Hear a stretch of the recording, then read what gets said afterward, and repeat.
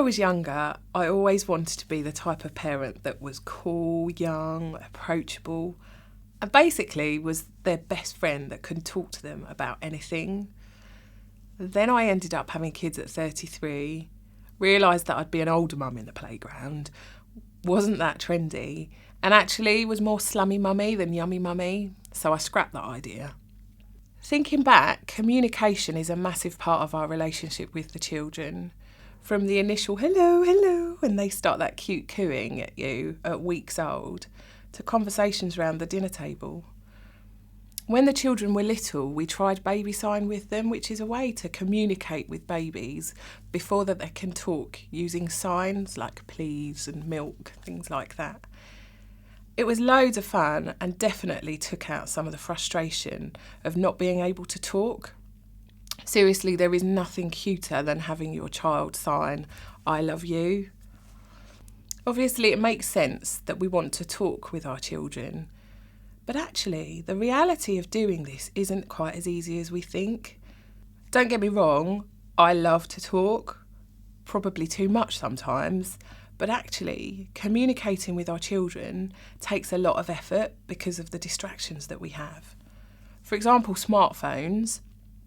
We've had to institute a ban on our phones between 5 o'clock and 8 because we're too tempted to be on them rather than speak with our kids. It's ridiculous, really. Another thing you use communication for is in the area of discipline.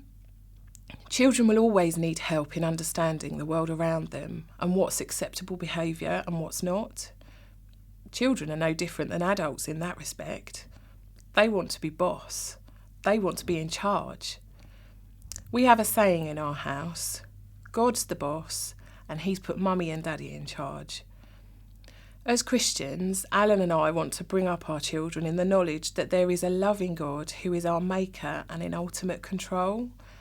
And because he lovingly made us, we want to obey him and his rules because they're good and he knows what's best for us. We know that we're far from perfect, but we have a heavenly daddy who is. There's a verse in the Bible that says, "Children, obey your parents, so that it may go well with you." And we've found this really useful in explaining to the children why it's good to obey us.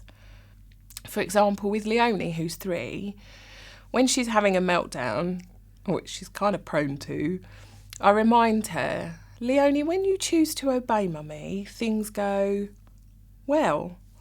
And what happens when you disobey? Things go bad.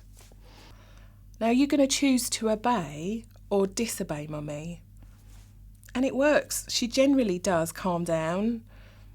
And we've found that it definitely helps to make sure that we stay calm and not shout. We try to get down on their level and use eye contact. We use time out to help them calm down or as a punishment when they need it. The most important thing I want my children to know is that when we do things wrong, there is always forgiveness and unconditional love.